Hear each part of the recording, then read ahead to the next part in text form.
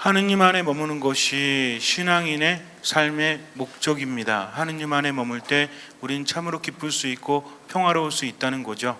그래서 어떤 삶을 살아가든지 간에 하느님 안에 머무는 것이 삶의 가장 큰 목적이 되어야 합니다. 하느님 안에 머물기 위해서 기도하고 말씀 안에 머물고 미사에 머무는 거죠.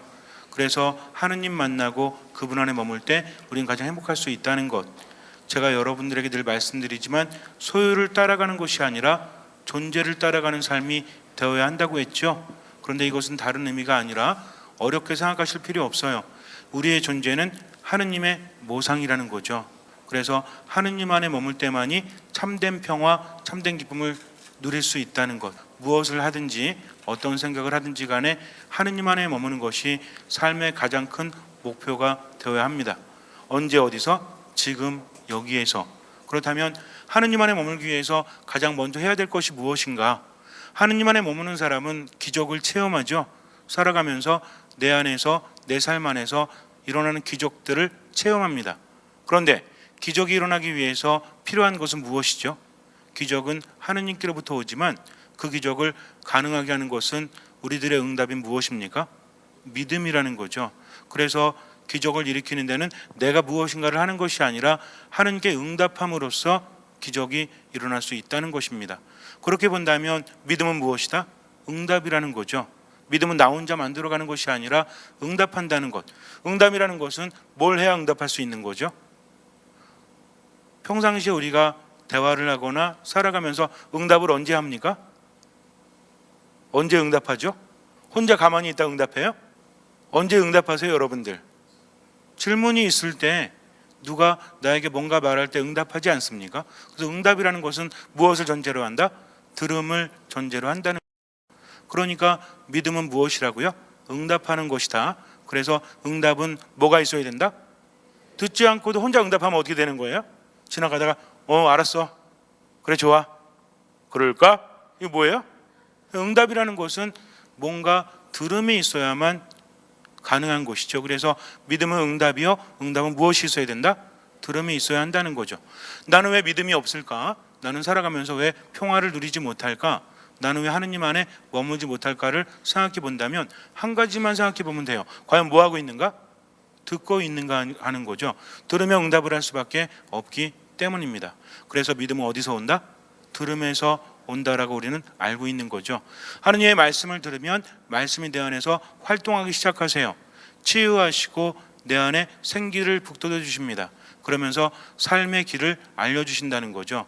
그래서 믿음이라는 것은 뭔가를 하는 것이 아니라 온전히 응답하고 들으면서 하느님께 맡기는 것이 가장 중요하다. 하느님 찬미하고 감사하면서 자꾸 맡기는 삶을 살아가면 그때 나는 삶 안에서 기적을 체험할 수 있다라는 거죠. 가장 중요한 것은 들음이에요.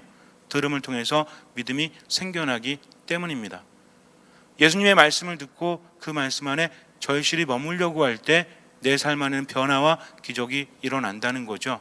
오늘 복음을 보면 마르타와 마리아의 이야기가 나오는데 굉장히 유명한 이야기죠.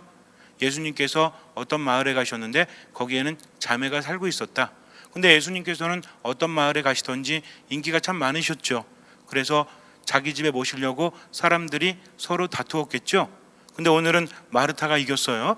그래서 집으로 모시려고 합니다. 근데 준비가 되었을까요? 되지 않았을까요? 준비가 안 됐던 것 같아요. 왜냐하면 오실 줄 뻔히 알았다면 미리 준비해 놨겠지만 갑자기 모시고 오니까 준비되지 않아도 모시고 싶은 손님이 있죠. 만약에 우리 본당에 내일 모레 교황님께서 오신다면 여러분들이 그날 미사 참여했는데 교황님께서 자 오늘은 제가 여러분들 중에 한 분 집에 가서 함께 밤을 지새겠습니다 하면 집에 모실 분 한 분 손 들어보세요. 저희 집에 오십시오라고 하실 분 손 들어보세요. 예. 그래도 많이 다른 분들은 한 세 분, 네 분은 없으시고 나머지 분들은 있으신 것 같아요. 교황님 오신다고 하면 집안이 누추해서 또 집안이 이래서 이런 거 따지지 않죠. 교황님이 오신다고 하면 아마 신자 아닌 분들도 자기 집에 오시라고 막 그럴 거예요. 준비되지 않았지만 오시는 것이 더 중요하기 때문입니다. 그러면은 교황님 모시고 가면서 어떤 생각할까요? 뭘 해드려야 될까? 된장찌개? 김치찌개 아니지. 교황님께서 이태리 사시니까 이태리 뭐 파스타나 뭐 이런 거 해드릴까 하면서 여러 가지 생각하지 않습니까? 그러니까 이미 예수님을 집으로 모시는 건 성공했지만 가서 어떻게 모셔야 될지를 마르타는 고민했다는 거죠. 가면서 가만히 보니까 예수님께서 지난번에 김치찌개 드시는데 아주 잘 드셨어요. 가만히 보니까 찌개 스타일이 좀 달라. 한 3시간은 끓여야 될 것 같아. 그래서 김치가 흐물흐물해져 가지고 입에 안에서 살살 녹는 거 잘 드시던데 하면서 그거 좀 해야 되겠다. 그리고 또 뭘 해야 되겠다? 제육볶음 좀 해야지. 그리고 또 뭘 해요? 깻잎 좀 묻히고 이렇게 해야 되겠다. 여러 가지 생각을 하면서 누구 생각할까요? 집에 있는 마리아를 생각합니다. 왜? 혼자 하긴 힘드니까 예수님 모시고 나서 둘이 분주하게 움직이면 오늘 예수님 잘 드시게 또 편히 주무시게 할 수 있을 거야 라고 생각을 하고 집으로 모셨겠죠. 집에는 마리아가 기다리고 있습니다. 근데 예수님께서 오시고 나서 이제 가만히 앉아 계세요. 저희가 뭐 차 한 잔 드릴게요 하면서 가서 차 한 잔 드리고 이렇게 하는데 마리아가 꿈쩍도 안 합니다. 나 혼자 바쁘게 움직이는데 마리아는 예수님 발치에 앉아서 그분의 말씀을 듣고 있다는 거죠. 심정은 이해가 돼요. 예수님 만나는 게 쉬운 일은 아니기 때문입니다. 그러나 얄미워요, 안 얄미워요? 얄밉죠. 가가지고 어떻게 했겠어요? 예수님 차 한잔 드리면서 일어나 이렇게 안 했겠습니까? 근데 아무리 눈치를 봐도 마리아는 어때? 언니가 무슨 말을 하고 어떤 표정을 주고 자꾸 눈치를 줘도 무시하고 어떻게 합니까? 예수님 말씀에 귀를 기울이는 거죠. 그래서 교회는 전통적으로 마르타와 마리아에 대해서 관상과 활동으로 나눕니다. 즉 마르타는 활동을 했다는 거죠. 또 마리아는 관상을 했다는 거예요. 여기서 관상이란 무엇이냐면 하느님을 바라보는 단계. 기도에는 여러 가지 단계가 있는데 내가 지력을 사용해서 하는 기도가 있죠. 성경 말씀을 읽고 이게 어떤 것일까 하면서 들은 것들 또 지식을 총동원해서 사고력을 가지고 복음을 이해하고 머무는 것을 뭐라고 합니까? 묵상이라고 그래요. 근데 이 묵상을 하다 보면 나중에는 내 의지나 사고가 아니라 하느님께서 이끌어 주신다. 이걸 뭐라고 합니까? 관상이라고 하죠. 그래서 관상의 단계에 접어든 분들은 특히 성인들을 보면 잠깐 눈 감았다가 잠깐 관상했는데 시간이 8시간이 흘렀더라. 이렇게 하면서 인간의 세속적인 시간이 후딱 넘어갈 정도로 내가 하는 게 아닙니다. 혼자 8시간 눈 감고 있으면 힘들죠. 그러나 하느님께서 이끌어 주시면 힘들지 않게 하느님 안에 머무는 아주 인간이 누릴 수 있는 최고의 기쁨, 즐거움을 누린다고 합니다. 그래서 관상에 한번 빠져본 사람은 계속해서 빠지려고 그래요. 왜냐하면 그것이 너무나 좋기 때문에 그래요. 그러나 관상이라는 것은 내가 하는 것이 아니라 주님께서 이끌어 주시는 것이기 때문에 아무나 할 수 있는 건 아니죠. 물론 요즘에는 이제 능동적인 관상이라고 해서 우리가 묵상 기도를 자주 하다 보면 내 의지력을 사용해서 자꾸만 머물다 보면 결국에는 관상 상태에 이르게 되는 은총이 있다라고 말은 해요. 그러나 성인들의 삶을 보면 내가 하려고 한 것이 아니라 하느님께서 이끌어 주실 때 관상의 상태에 접어든다는 거죠. 그렇게 본다면 관상과 활동 중에서 무엇이 더 중요합니까? 이것은 비단 신앙적인 문제뿐만이 아니라 우리 삶의 문제이기도 하거든요. 기도하는 것, 하느님 안에 머물면서 묵상하는 것, 이거하고 활동하는 것 중에서 무엇이 더 중요하죠? 뭐가 더 중요합니까? 기도하는 게 더 중요합니까? 활동하는 게 중요합니까? 아니면 둘 다 중요합니까? 둘 다 중요하긴 하겠죠. 그런데 활동과 기도의 차이가 무엇인가? 우리가 하는 활동이 정말 활동일까? 지금 마르타는 뭘 했습니까? 음식을 준비하냐고 바빴죠. 그러나 근본적으로 뭘 하고 있는 거예요? 주님의 시중을 들기 위해서 분주하게 움직였다는 겁니다. 그래서 모든 활동은 누굴 중심에 두어야 된다? 주님을 중심에 두어야 한다는 거죠. 누구를 위해서? 주님을 위해서 활동하는 것이 참된 활동이라는 겁니다. 관상은 무엇입니까? 그분의 말씀을 듣는 것이라는 거죠.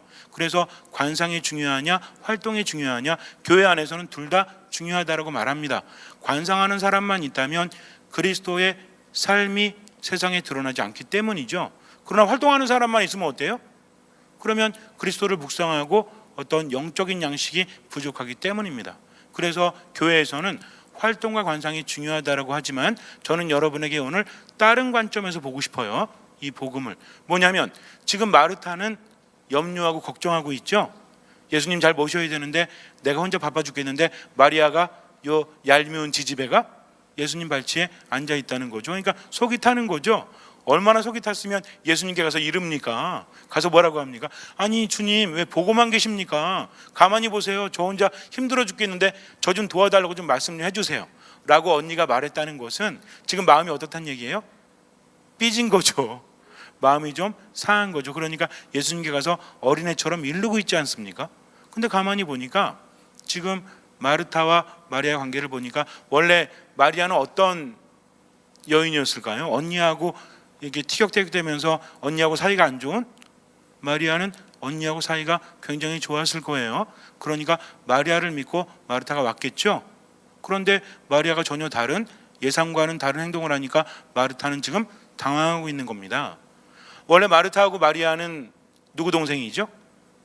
라자로의 동생이죠.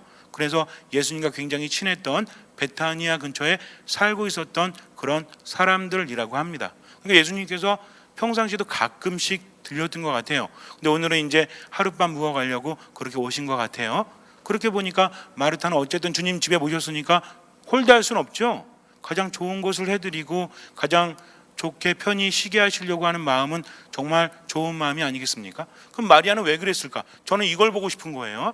마르타가 옳으냐 마리아가 옳으냐 이것이 아니라 마리아는 왜 그랬을까? 예수님 모시면 보통 사람들은 어떻게 합니까? 어떻게 하면 잘해드릴 수 있을까? 방 치우고 음식장만 하고 이게 정석이죠. 근데 마리아는 어떻게 하고 있었어요? 예수님 발치에 앉아 있었다는 거죠.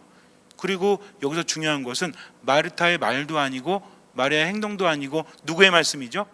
예수님의 말씀이라는 겁니다. 예수님은 마리아를 더 좋아했을까요? 아니면 마르타를 더 좋아했을까요? 둘 다 좋아하셨겠죠. 왜냐하면 예수님께서 마르타를 부르실 때 마르타야 마르타야 두 번 반복을 하십니다. 두 번 반복한다는 것은 우리도 그렇잖아요. 성경적인 이해가 없다고 할지라도 우리도 두 번 부를 때 어때? 야야야 이렇게 할 때 세 번 부르면 좀 짜증난 거죠. 근데 내 사랑이여 오 나의 사랑이여 이렇게 두 번 반복하면 좀 마음이 더 이렇게 깊어집니까? 아니면 그대로입니까? 누군가 내 이름을 불러줄 때 뭐 나의 사랑아 두 번 부르면 의미가 더 깊어지죠. 지금 마르타에게 예수님께서 말씀하시는 거 마찬가지예요. 마르타야 마르타야 하면서 의미 있게 불러주시는 겁니다. 그러면서 뭐라고 하십니까? 너는 많은 일을 걱정하며 염려하지만 필요한 것은 한 가지 뿐이다라고 말씀하십니다. 그것을 누가 선택했다? 마리아가 선택했다는 거죠. 그리고 그것을 빼앗기지 않을 것이다라고 말씀을 하세요. 여기 주목하자는 거죠. 그럼 마리아는 왜 얄미운 짓을 했을까? 마리아가 몰랐을까요? 지금 마르타가 그렇게 분주하게 움직이면서 눈치 주는 거 몰랐을까요? 그렇게 미련곰팅이야? 아니라는 거죠. 알면서도 그럴 수밖에 없었다는 겁니다. 그래서 빼앗기지 않을 거라고 예수님께서 말씀하시고 있는 거죠. 만약에 마리아가 마르타가 그렇게 생각하는 것조차 알지 못했다면 예수님은 빼앗기지 않을 거라고 표현하지 않으셨을 거예요. 마리아는 지금 누굴 만났습니까? 예수님을 만났죠. 그러니까 잘 대접해 드리고 싶어요. 그러나 정작 필요한 것은 그분의 말씀이기 때문입니다. 마르타나 마리아나 예수님을 너무나 사랑했어요. 당시에는 여인들이 예수님을 더 많이 사랑했죠. 남자들보다. 제자들은 다 누구였죠? 12제자, 72제자 다 남자들이었죠. 근데 정말 예수님을 도와드리고 그분 곁에서 마지막까지도 함께한 분들은 여인이었습니까? 아니면 남자들이었습니까? 남자들은 다 도망갔죠. 도망가서 어떻게 하고 있어요? 자기들도 잡혀 죽을까 봐 무서워서 떨고 있지 않습니까? 근데 여인들은 어때요? 막달라 여자 마리아도 예수님 찾아가지 않습니까? 그래서 이른 아침에 무덤에 찾아가죠. 다른 제자들은 나오지도 못하는데 그래서 예수님 부활의 첫 증인이 누가 됐죠? 막달라 여자 마리아와 여인들이 되지 않습니까? 이거 보면 예수님의 삶 안에서 어머니도 누구야? 어머니도 마리아예요. 그리고 첫 번째 목격 증인도 누구야? 막달라 여자 마리아예요. 그리고 예수님의 말씀을 가장 경청한 것도 누구예요? 마르타의 동생 마리아라는 거죠. 이미 너무나 당연하게 알고 계신 것처럼 그렇지 뭐 이러고 계신 것 같아요. 자, 마리아는요 늘 예수님의 말씀을 경청을 했습니다. 근데 문제는 뭐냐면 예수님 곁에는 남자들만 있었다는 거죠. 여인이 남자의 발치에 앉을 수 없습니다. 왜? 발치에 앉을 수 있는 존재는 제자뿐이기 때문에 그래요. 그래서 이 표현은 그냥 한 표현이 아니라 지금 마리아가 무엇으로 자처하고 있다? 제자로 자처하고 있다는 거죠. 스승과 제자의 관계는요, 뗄래야 뗄 수 없는 관계예요. 그래서 스승과 제자는 운명 공동체입니다. 스승이 잘 되면 제자도 잘 되고, 스승이 잘못되면 제자도 잘못되기 때문이죠. 그러니까 스승들은 자기만이 알고 있는 비기, 자기만이 알고 있는 오의, 자기만이 알고 있는 아주 중요한 것은 누구에게만 알려주죠? 제자에게만 알려줍니다. 예수님도 어떻게 하시죠? 사람들에게 이야기하실 때 이야기하시다가 제자들만 따로 불러놓고 그 비유를 풀이해 주시죠. 그러니까 이건 누가만 가지고 있는 특권이다? 제자들만 가지고 있는 특권이다. 근데 여인들은 예수님을 그렇게 사모하고 그분을 너무 좋아하면서도 그분 곁에 머물 수가 없어요. 사회가 그랬다는 겁니다. 그분의 말씀을 들으면 영혼의 생기가 돋고 또 마음이 치유되고 삶의 무기력이 사라지고 활기가 차니까 너무 좋은 거죠. 그분의 말씀을 듣고 있으면 시간 가는 줄 몰라요. 그분의 말씀을 듣고 있으면 모든 것이 사랑으로 다가옵니다. 살아있는 것이 환희요, 살아있는 것이 기쁨이었다는 거죠. 그러니 멀리서나마 늘 동경하고, 또 예수님 지나가실 때 잠깐 머무실 때 뭐 집에서 함께 했지만 오늘처럼 이런 기회는 오지 않는다는 거죠. 그러니까 이 기회를 내가 절대로 놓치지 않겠다. 뭘 들어야 되겠다? 그분의 말씀을 들어야 되겠다는 열렬한 마음으로 주님만 바라보고 있는 겁니다. 그러니까 마르타한테 미안해도 어때요? 언니 내가 설거지 평생 할게. 내가 평생 밥할게. 내가 일 다 할게. 그러나 오늘만큼은 내가 도저히 놓칠 수 없어. 왜? 나는 이분만 바라보기 때문이야 하면서 예수님만 바라보지 않습니까? 여러분들 아마 기억하실지 모르겠지만 예수님께서 바리사이 시몬의 집에 들어가셨을 때, 시몬과 식사하고 있을 때 한 여인이 들어오죠. 잔치하고 있는데 한 여인이 들어왔는데 이 여인은 죄가 많은 여인이었어요. 근데 여인이 와서 어떻게 하죠? 눈물로 예수님의 발을 적시고 머리카락으로 닦고 향유를 붓지 않습니까? 근데 사람들이 뭐라고 그래요? 저 죄 많은 여인이 들어왔는데, 아니 예언자라고 하는 사람이 왜 가만히 있지? 부정한 여인을 접하면 자신도 부정해지는데 하면서 판단하는 눈으로 예수님 바라보지 않습니까? 그랬더니 예수님께서 뭐라고 하세요? 더 많이 용서받은 사람이 더 많이 사랑한다라고 하죠. 그러면서 저 여인은 죄를 더 많이 용서받았다. 그러니 더 많이 사랑하는 것이다라고 말씀을 하십니다. 이 여인이요, 거기 들어갈 수 있었던 것은 오로지 누구 때문입니까? 우리 자매님들 한번 생각해 보세요. 정말 남자들이 손가락질하는데 여러분들 같으면 거기 들어갈 수 있어요? 수치스럽죠? 절대로 들어갈 수 없어요. 그러나 누구를 바라보기 때문에? 예수님만을 바라보기 때문입니다. 남자들과 여자들 중에서 누가 수치스러움을 더 싫어하죠? 여자들이 더. 아니, 여러분들은 괜찮으신가 봐요? 수치스러운 게 남자하고 여자하고 비교적 누가 더 못 참습니까? 여자들이 더 많이 못 참잖아요. 그러니까는 드라마 봐도 얼굴에 물 뿌리는 건 대부분 누구야? 이렇게 둘이 앉아 있다가 일어나고 얼굴에 물 뿌리는 거 남자들이 그래요? 여자들이 그럼 남자들 얼굴에 물 맞고 가만히 있지 않습니까? 왜? 수치스러우니까, 기분 나쁘니까 그렇게 한다는 거죠. 그런데 이런 여인이 거기에 들어갈 수 있었던 것은 수치스러움의 문제가 아니에요. 아무리 수치스럽고 아무리 부끄럽고 나를 손가락질해도 누구만 바라보기 때문에? 예수님만 바라보기 때문입니다. 베로니카라는 여인이 예수님께서 십자가를 지시고 골고타 언덕을 올라가실 때 사람들이 아무도 다가가지 못하죠. 근데 용기 내서 예수님께 다가가서 얼굴에 피땀을 닦아드린 분이 있죠. 이게 누굽니까? 베로니카죠. 병사들 안 무서웠겠어요? 근데 무서워도 누구만 바라본 거예요? 예수님만 바라봤다는 겁니다. 이게 중요하다는 거죠. 세상에 대한 염려, 걱정 많지만 정작 필요한 것은 한 가지뿐입니다. 그것은 무엇입니까? 그분의 말씀을 듣는 것이라는 거죠. 관상이든 활동이든 정말 중요한 것은 무엇이다? 주님을 내 안에 모시는 것이요, 그분 안에 머무는 것이 가장 중요하다는 겁니다. 아까도 말씀드렸지만 활동도 누굴 위해서 했죠? 마르타 역시 예수님 위해서 활동한다는 거죠. 또 마리아 역시 그분의 말씀을 듣는 겁니다. 그래서 내가 기도를 하든 말씀 안에 있든 미사 안에 있든 가장 중요한 것은 뭘 의식하는 거다? 지금 그분 안에 머물고자 하는구나. 내가 그 말씀을 듣고 이 말씀 없이는 난 살아갈 수 없어. 그러니 주님 한 말씀만 하십시오. 제 영혼이 낫겠습니다. 많이 들어봤죠? 어서 하죠? 이러시면 아니 나옵니다. 우리 언제 이 기도하죠? 그렇죠. 성체 모시기 전에 기도하지 않습니까? 한 말씀만 하시면 제가 나으리이다. 제 영혼이 나을 것입니다. 이렇게 하면서 고백하죠. 누구의 말씀으로? 그분의 말씀으로 나을 것이기 때문입니다. 그러니 그분의 말씀은 나를 치유하시고 나에게 생명을 주시고 내게 힘을 북돋아 주신다는 거죠. 그러니까 우리가 살아가면서 필요한 거 한 가지를 고른다면 그것은 무엇입니까? 그분 말씀이요, 그분 안에 머무는 거죠. 그럼 나머지는 저절로 되니까, 그래서 예수님께서 뭐라고 하십니까? 먼저 하느님 나라와 의를 구하면 나머지도 곁들여서 풍성히 받을 것이다 라고 말씀하세요. 그래서 우리 신앙인들은 아까 제가 처음에 말씀드렸지만 신앙인에게 있어서 믿음이라는 것은 기적을 일으키는 것인데, 이 믿음은 뭐 하는 거다? 듣는 거다. 왜? 믿음은 응답하는 것이기 때문에 들음이 선행되어야만 응답할 수 있다고 했죠. 그래서 중요한 것은 바로 말씀입니다. 우리가 말씀 안에 열렬히 머물고 절실하게 말씀을 청하면 우리 삶 안에서 기적이 일어난다는 거죠. 우리는 예수님을 뭐라고 부릅니까?